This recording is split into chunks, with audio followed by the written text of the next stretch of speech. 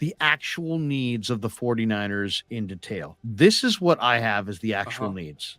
On offense, they need a starting caliber right tackle or somebody who could compete down the road to be a starting caliber right tackle. So I it doesn't agree. have to be somebody who's, can plug and play. It could be somebody that you just like as a starter, but a starting caliber right tackle. And this is in no order.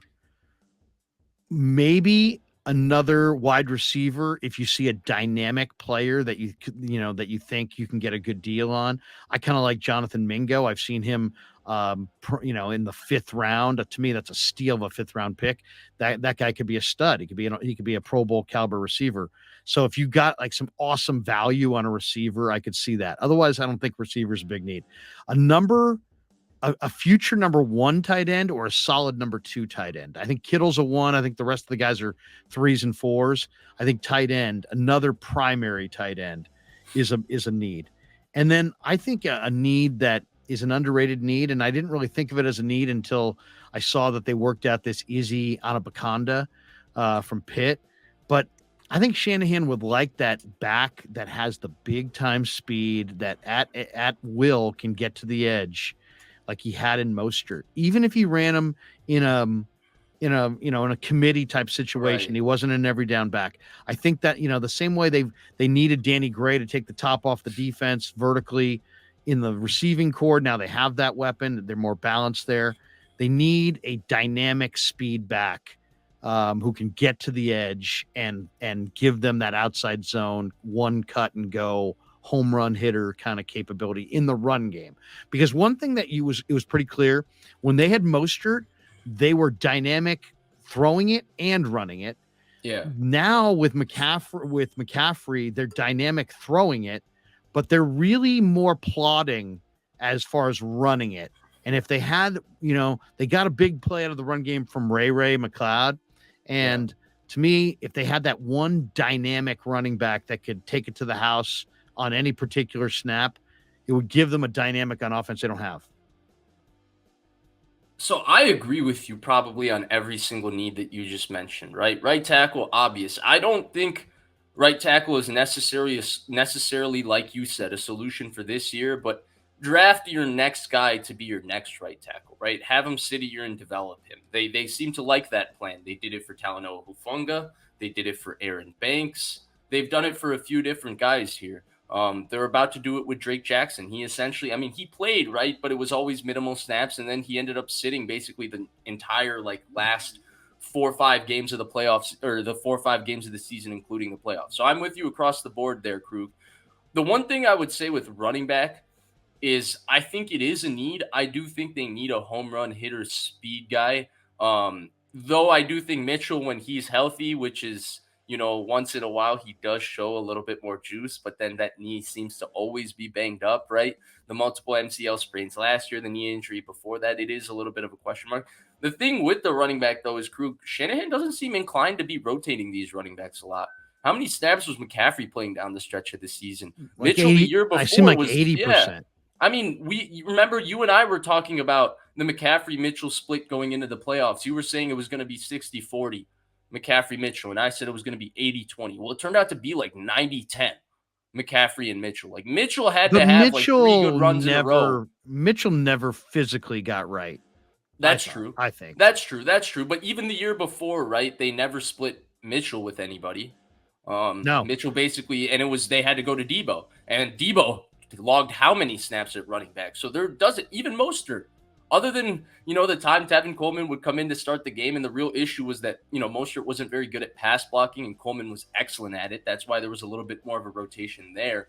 But overall, it was not, like Larry. They just don't seem inclined to rotate their running backs as much as maybe we think. And so that's where I do think, Larry, I agree with you because I think that's a player that would actually make a massive difference, right? A guy that can hit the hole and score from anywhere, especially with the way they block up certain runs, how advantageous it. That's why Mostert was pretty special there because you could block up a run and say okay, it's blocked up. And if you block it up right, Mostert's scoring. That's a big difference from getting a chunk play in the run game to scoring. It's a big difference. And so I agree with you. It's a need. It just doesn't feel like something they're inclined to use as much, given what we've seen from them the last couple years. Well, and then on defense, I think I've got it down to they need two defensive ends. They need one safety that can really cover, Agreed. and I think they need one or two corners. They're pretty good at defensive tackle. They're pretty good at linebacker, but one or two corners, definitely at least two defensive ends, and one really good coverage safety that that can be a dominant player. And maybe not play right away because you got Tayshaun Gibson and Afanga, but maybe down the road. So, I mean, to me, those are the needs that they have. What do you think of their needs on defense? Yeah, I agree with all of those. I don't know about the two defensive ends as much. Um, I'm I, not a I big fan of Cleveland Farrell or Austin Bryant. I just what think that about they Drake need. Jackson? I like Drake Jackson, but I mean, to me, it would be nice if they had at least two more guys there. Just I when agree. I mean, they got I 11 agree with you. picks. I agree with you just because of how deep the defensive line draft is, and it would be nice to have their depth guys just be young, talented players over these older players who we know have a very defined skill set, but they are confident will do a job. The Kerry Hyder types. And Austin Bryant, I don't know if he necessarily fits that mold. He's definitely way more gifted in terms of physical pass rushing ability than a Kerry Hyder, but he's not, the most gifted guy in the world. And Cleveland Furl, I mean, we've talked about this, right? What kind of top five gifts does he have? None. He's not explosive like a top five pick edge rusher would look like. He doesn't bend how a top five pick edge rusher would look like. He's not powerful and just physically imposing like how you would think a top five pick pass rusher that's that stiff and not that explosive would look like. But he's a high effort. He's a decent player. He just doesn't have any elite traits about him, which is what we usually think about when we're talking about top five pass rushers. I agree with you probably on all those needs though across the board. I do like their corner depth though. I do. I like the signing of Isaiah Oliver. I Yeah, like they've Demore added to it. Lenore. Yeah, I like Miles Hartsfield. Travarius Ward is obviously a terrific player. I think the big wild card there is Ambry Thomas, but it seems like he might make the roster again. But when Drake Kirkpatrick, who's signed, 10 weeks into the season, is getting snaps over you, it doesn't really scream that they think highly of his future. The one guy that I'm eager to see what role he's in this summer is Quantrez Knight because Quantrez Knight's played some Right. corner, he's played some free safety, he's played some nickel. He's a good special teamer. I think he's a guy that's gonna after a year in an NFL on an NFL team, NFL nutrition, conditioning, lifting. I think he could get a little bit more sudden, a little bit better shape. I expect him to have a spot maybe on special teams, but definitely he's a defensive back that can help you in a couple areas. But yeah, Ambry Thomas is kind of the question mark. But to me, I'd love to go to camp with like 7 or 8 really dependable corners. And right now you got Lenore's one, Charvarius would be two, Womack would be three, Hartsfield would be four, and Oliver would be five.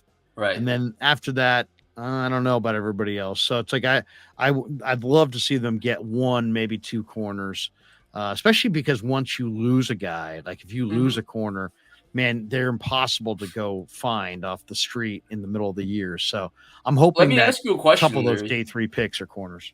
I think it's kind of interesting that both the corners they signed this offseason, I mean, Isaiah Oliver, right? He struggled playing outside. Even though physically he's more of an outside corner than a nickel corner, right? He's big, he can run. I mean, he's not the fastest guy, but he can run.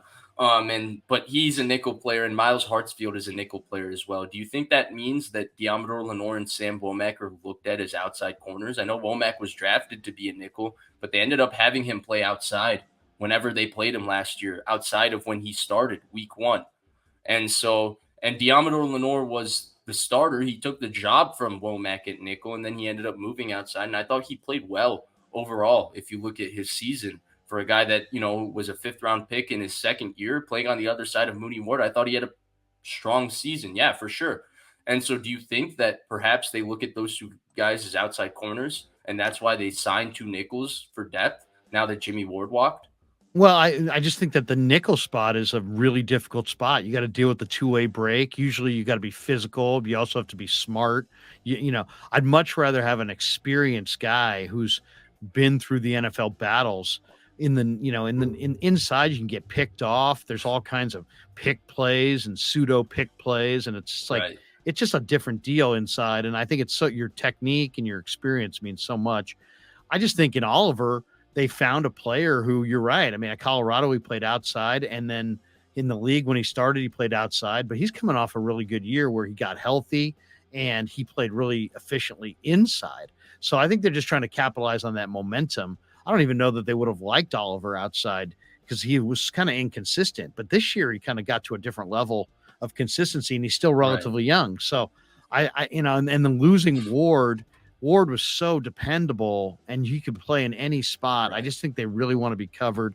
Hartsfield was probably just a personal favorite of Yeah. Wilkes, right? I'm sure Wilkes just said, "Hey, look, give me a guy that I can count on." But Hartsfield may do a lot of work on special teams. Right, and that's where I think it's hard for me to think because Ambry Thomas is a so-so special teams player too. It's hard for me to think that Hartsfield wouldn't make this team if we're talking about a fourth or fifth corner, Larry. His Oh special yeah, no, teams he's gonna has to give him a really, really big advantage, regardless of totally. that being a league minimum contract that he signed. Yeah, I think he's probably got pretty good expectation that he's going to be on the team this year. Just knowing that knowing that that Wilkes knows him from Carolina.